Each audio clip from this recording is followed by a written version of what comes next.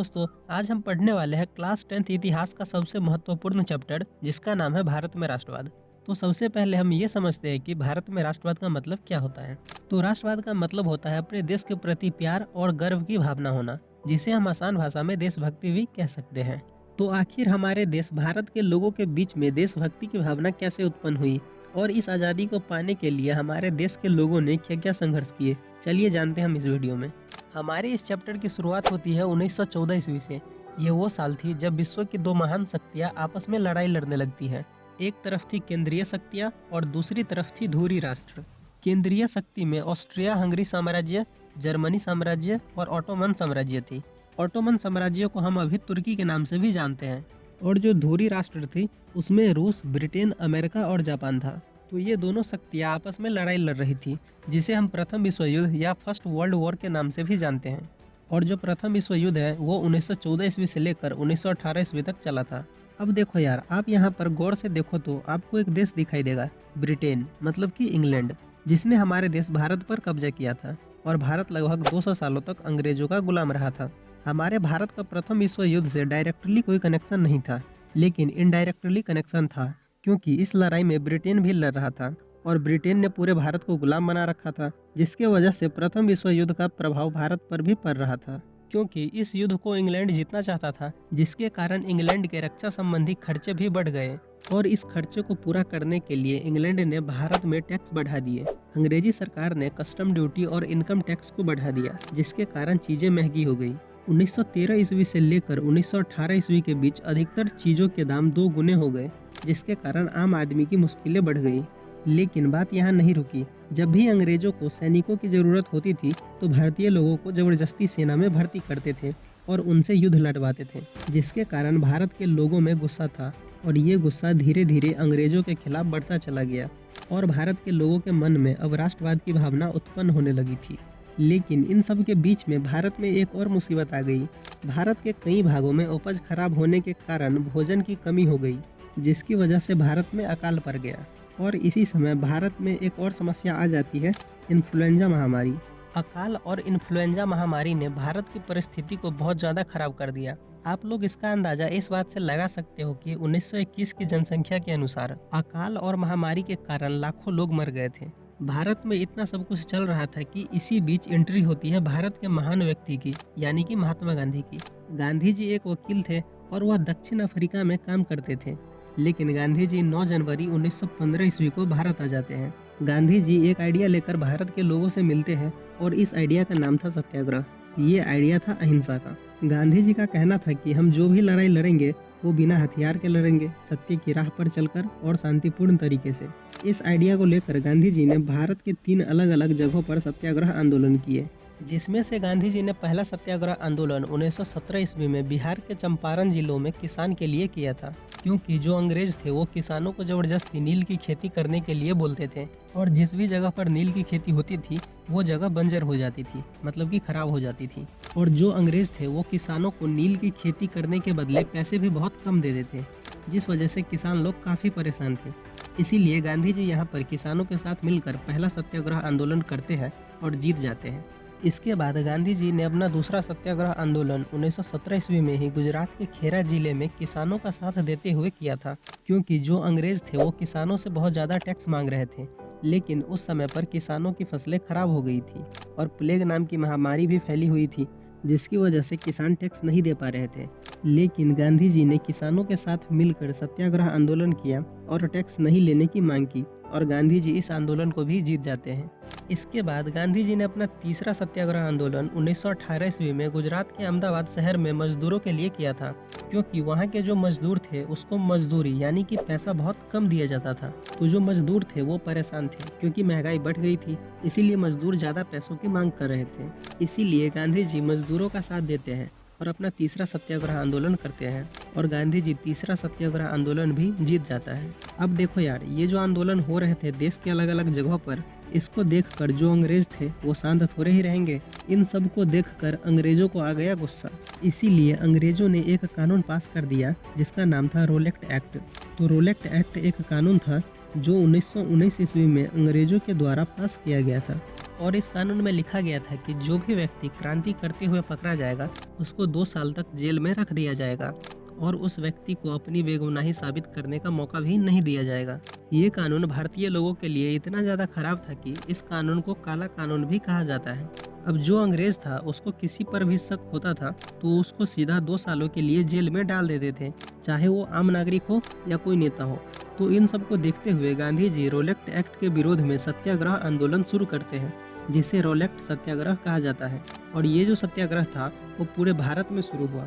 तो इस आंदोलन को गांधी जी 6 अप्रैल को शुरू करते हैं और कहते हैं कि हम 6 अप्रैल को पूरे देश में हड़ताल करेंगे, वो भी शांतिपूर्ण तरीके से। तो गांधी जी के कहने पर 6 अप्रैल को पूरे भारत में हड़ताल शुरू हो जाती है।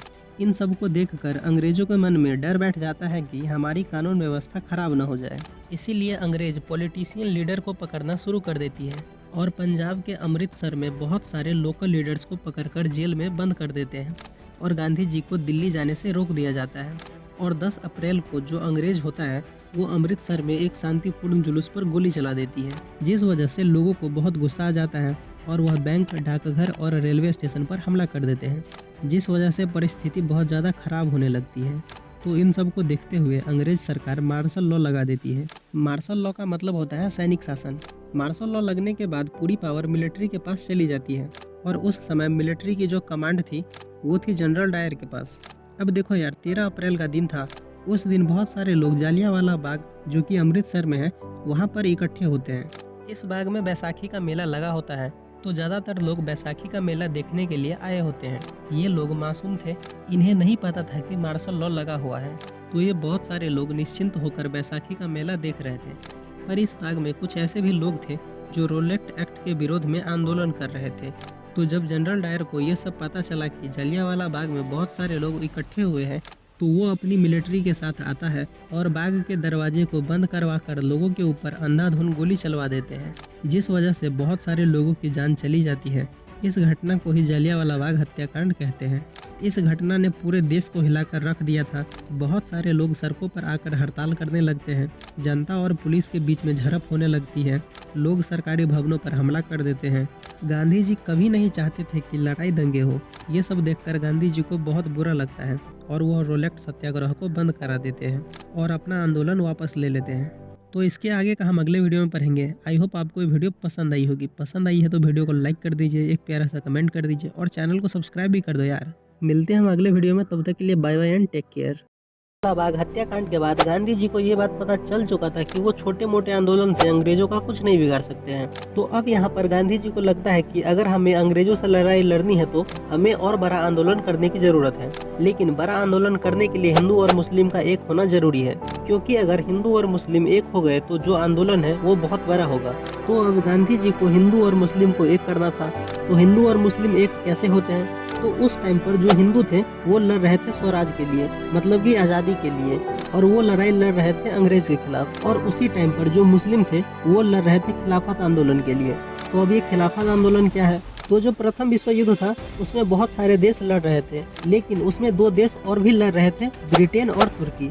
उस टाइम पर जो तुर्की का राजा था उसे खलीफा बोलते थे। ये जो राजा था वो इस्लाम धर्म का हेड माना जाता था और जितने भी मुस्लिम थे वो इसकी बहुत ज़्यादा इज्जत करते थे। तो होता यह है कि प्रथम विश्व युद्ध में तुर्की हार जाता है और ब्रिटेन जीत जाता है। और ब्रिटेन का कहना था कि हम तुर्की को पूरी तरीके से खत्म कर देंगे और साथ ही जो खलीफा का पद है उसको भी खत्म कर देंगे। तो इस बात से भारतीय मुसलमानों में अंग्रेजों के खिलाफ गुस्सा भर गया था। तो भारतीय मुसलमानों ने मार्च 1919 में बॉम्बे में एक खिलाफत कमेटी बनाया और उस खिलाफत कमेटी का नेता मोहम्मद अली और शौकत अली को बनाया गया। अब होता यह है कि 1919 ईस्वी को खिलाफत आंदोलन शुरू होता है और गांधी जी हिंदुओं से कहते हैं कि खिलाफत आंदोलन में मुसलमानों का साथ दो, और इस आंदोलन की वजह से हिंदू और मुसलमानों के बीच एकता बढ़ जाती है। ये आंदोलन 1924 ईस्वी को खत्म हो जाती है, क्योंकि अंग्रेज खलीफा के पद को खत्म कर देते हैं और ये खिलाफत आंदोलन असफल हो जाता है। अब हुआ यह था कि 1920 ईस्वी में गांधी जी ने असहयोग आंदोलन की शुरुआत की थी। गांधी जी ने 1919 ईस्वी में एक किताब लिखी थी जिसका नाम था स्वराज, जिसमें उन्होंने कहा था कि भारतीय लोगों के सहयोग के कारण ही अंग्रेज यहाँ पर राज करते हैं। गांधी जी का कहना था कि अगर भारत के लोग सहयोग करना बंद कर दे तो अंग्रेजी शासन 1 साल के अंदर खत्म हो जाएगा और हमें आज़ादी मिल जाएगी। अब होता ऐसा ही है। गांधी जी के कहने पर पूरे भारत में असहयोग आंदोलन शुरू हो जाते हैं अंग्रेजों के द्वारा दिए गए उपाधि को वापस लौटा दिया जाता है। अंग्रेजों के द्वारा दिए गए केसरे हिंद उपाधि को भी गांधी जी वापस लौटा देते हैं। अंग्रेजों के लिए काम करने वाले सैनिक, पुलिस, सिविल सर्विस, वकील, जज कोई भी काम करने से मना कर देते हैं। बच्चे स्कूल कॉलेज जाना छोड़ देते हैं। भारतीय लोग विदेशी सामानों को खरीदना बंद कर देते हैं। वहीं पंडित जवाहरलाल नेहरू और बाबा रामचंद्र ग्रामीण क्षेत्र का दौरा करते हैं और किसानों को भी असहयोग आंदोलन का हिस्सा बनने के लिए कहते हैं। लेकिन इन सब के बीच अल्लूरी सीताराम राजू एक ऐसे भारतीय क्रांतिकारी होते हैं जो असहयोग आंदोलन का समर्थन तो करते हैं, लेकिन उनका कहना था कि हमें आज़ादी बल का प्रयोग करके ही मिलेगा। और अल्लूरी सीताराम राजू 1922 ईस्वी में रंपा विद्रोह का नेतृत्व करते हैं और 1924 ईस्वी को वह अंग्रेजों के द्वारा पकड़ा जाता है और उसे फांसी दे दी जाती है। अब देखो यार, गांधी जी ने 1920 ईस्वी में असहयोग आंदोलन की शुरुआत तो की थी, लेकिन एक साल बाद 1921 ईस्वी में ही यह आंदोलन थोड़ा कमजोर पड़ने लगता है, क्योंकि जो गरीब लोग थे वो विदेशी कपड़ा खरीदने लगते हैं, क्योंकि विदेशी कपड़ा सस्ता होता था। बच्चे स्कूल और कॉलेज जाने लगते हैं, क्योंकि बच्चे कब तक पढ़ाई नहीं करेंगे। वकील, जज, सिविल सर्विस, पुलिस, सेना, ये सभी लोग अपने काम पर जाने लगते हैं, क्योंकि उसे अपने फैमिली को भी पालना था। असहयोग आंदोलन कमजोर होने के बाद भी चल रहा था, लेकिन 1922 ईस्वी में उत्तर प्रदेश के गोरखपुर जिले में चौरी चौरा में एक घटना होती है। वहाँ के पुलिस वालों ने असहयोग आंदोलन में भाग लेने वाले प्रदर्शनकारियों के ऊपर गोली चला देते हैं, जिसके कारण वहाँ के प्रदर्शनकारियों को गुस्सा आ जाता है और वह पुलिस स्टेशन में आग लगा देते हैं, जिसके चलते 22 पुलिस वाले आग में जलकर मर जाते हैं। जब यह बात गांधी जी को पता चलती है तो वो असहयोग आंदोलन को वापस ले लेते हैं और यह आंदोलन पूरे भारत में बंद हो जाता है। असहयोग आंदोलन के बंद होने पर कांग्रेस पार्टी दो भागों में बंट जाती है। पहली पार्टी में नए नेता थे, जैसे कि पंडित जवाहरलाल नेहरू, महात्मा गांधी, सरदार वल्लभ भाई पटेल, सुभाष चंद्र बोस। इन सब का कहना था कि हम कुछ दिन रुकते हैं और इसके बाद एक बड़ा आंदोलन करेंगे। जबकि जो कांग्रेस की दूसरी पार्टी थी उसमें पुराने नेता थे, जैसे कि मोतीलाल नेहरू, CR दास। इन सब का कहना था कि आंदोलन से कुछ नहीं होने वाला है, हमें कोई नई तरकीब अपनानी पड़ेगी, और ये लोग अपनी पार्टी का नाम स्वराज पार्टी रखती है। अब होता यह है कि 1927 ईस्वी में इंग्लैंड में एक ग्रुप बनाया जाता है जिसका नाम था साइमन कमीशन, और उस ग्रुप का हेड था JJ साइमन। और इस ग्रुप में 7 लोग थे और सभी लोग इंग्लैंड के ही थे, और इन ग्रुप का काम था कि भारत में जाकर संविधान कैसे बनाया जाता है ये बताना। अब ये ग्रुप 1928 ईस्वी में भारत आता है, लेकिन भारत के लोग पहले से ही गुस्सा में थे, लेकिन इस बात से ज्यादा गुस्से में थे कि साइमन कमीशन ग्रुप में किसी भी भारतीय को शामिल नहीं किया गया था। अब होता यह है कि जब साइमन कमीशन भारत आता है तो उसका स्वागत एक नारे से किया जाता है, जो कि है Simon go back. Simon commission Bharat में जहाँ जहाँ जाता था तो उसे हर जगह सिर्फ यही नारा सुनाई देता था, गो बैक साइमन, और साइमन कमीशन को भारत से वापस जाना पड़ता है। अब होता यह है कि उस टाइम पर भारत के जो वाइसराय थे वो लॉर्ड इरविन थे, और वह अक्टूबर 1929 ईस्वी में भारतीय लोगों के लिए डोमिनियन स्ट्रेट लेकर आते हैं। लॉर्ड इरविन का कहना था कि तुम लोग डोमिनियन स्ट्रेट के तहत भारत में छोटे मोटे फैसले ले सकते हो, लेकिन भारत पर जो कंट्रोल रहेगा वो अंग्रेज का ही रहेगा। इस बात को लेकर कांग्रेस के नेताओं ने दिसंबर 1929 ईस्वी में लाहौर अधिवेशन किया था, और इस लाहौर अधिवेशन का लीडर पंडित जवाहरलाल नेहरू था। इस अधिवेशन में कहा गया था कि हमें छोटी मोटी आज़ादी नहीं चाहिए, हमें पूरी आज़ादी चाहिए। और नेहरू जी ने यह घोषित किया कि आने वाले 26 जनवरी 1930 को हम आज़ादी का दिवस मनाएंगे, और होता ऐसा ही है, 26 जनवरी 1930 को पूरे भारत में आज़ादी का दिवस मनाया जाता है। लाहौर अधिवेशन के बाद नेहरू जी के कहने पर 26 जनवरी 1930 ईस्वी को पूरे भारत में आज़ादी का दिवस मनाया जाता है। हालांकि उस समय पर हमें आज़ादी नहीं मिली थी। लाहौर अधिवेशन के खत्म होने के कुछ दिन बाद गांधी जी लॉर्ड इरविन को एक चिट्ठी लिखते हैं, और उस चिट्ठी में गांधी जी ने अपनी 11 मांगों को लिखा था, और उस 11 मांगों में से एक मांग ये था कि जो नमक पर टैक्स है वो खत्म होना चाहिए। लेकिन लगभग 4 महीने तक गांधी जी के लिखे हुए चिट्ठी का जवाब अंग्रेजों ने नहीं दिया। अब गांधी जी को ये बात समझ आ चुका था कि जो अंग्रेज है वो हमारी बातों का कोई वैल्यू नहीं करते हैं। तब गांधी जी ने कहा कि अंग्रेज हमारी बातों का कोई वैल्यू नहीं करते हैं, तो हम भी अंग्रेजों के बनाए हुए नियम को नहीं मानेंगे। और इन्हीं बातों को ध्यान में रखते हुए गांधी जी ने 12 मार्च 1930 ईस्वी को दांडी मार्च निकाला, जिसे आप लोग नमक कानून के नाम से भी जानते हो। और इस नमक आंदोलन में गांधी जी के साथ 78 और लोग शामिल थे, जो 24 दिन तक पैदल चलकर 240 मील की दूरी तय करते हैं, जो साबरमती आश्रम से दांडी के तट तक का था। और जब 24 दिन बाद 6 अप्रैल 1930 ईस्वी को गांधी जी दांडी के तट पर पहुंचते हैं, तो गांधी जी समुद्र के पानी से नमक बनाते हैं और मुट्ठी भर नमक उठाकर नमक कानून को तोड़ देते हैं। क्योंकि इससे पहले भारतीय लोगों को नमक बनाने की अनुमति नहीं थी, सिर्फ अंग्रेज ही नमक बना सकते थे। लेकिन जब गांधी जी ने नमक बनाया और नमक कानून को तोड़ा तो पूरे देश में एक बड़ा आंदोलन शुरू हो जाता है और उस आंदोलन का नाम था सविनय अवज्ञा आंदोलन। अब देश के अलग अलग जगहों पर हजारों लोगों ने नमक कानून को तोड़ना शुरू कर दिया। लोगों ने सरकारी नमक कारखानों के सामने धरना प्रदर्शन देना शुरू कर दिया। विदेशी कपड़ों का बहिष्कार होने लगा और अब किसानों ने भी अंग्रेजों को लगान देने से मना कर दिया। इन सब बातों से गुस्सा होकर अंग्रेजों ने कांग्रेस के नेताओं को बंदी बनाना शुरू कर दिया और लगभग 1 महीने बाद गांधी जी को भी हिरासत में ले लिया गया। लेकिन जब ये बात जनता को पता चला कि गांधी जी को हिरासत में ले लिया गया है तो कई स्थानों पर हिंसक झड़प होने लगी। यहाँ तक कि लोगों ने अंग्रेजी दफ्तर जैसे कि पुलिस थाना, नगर पालिका भवन, कोर्ट, इन सब पर हमला कर दिया, जिसके चलते सरकार का रवैया बड़ा ही क्रूर हो गया। अब जो लोग हिंसक प्रदर्शन वाले रास्ते पर दिखते थे उन सबको अंग्रेजों के द्वारा पीटा जा रहा था। यहाँ तक कि महिलाओं और बच्चों को भी पीटा गया और लगभग 1 लाख लोगों को हिरासत में ले लिया गया। लेकिन इसके बावजूद भी ये आंदोलन इतना बड़ा हो गया था कि अंग्रेजों को समझ नहीं आ रहा था कि अब वो क्या करें। आंदोलन शुरू हुए लगभग 1 साल हो गए थे और इसी बीच 5 मार्च 1931 ईस्वी को अंग्रेजों ने गांधी जी को दिल्ली बुलाया।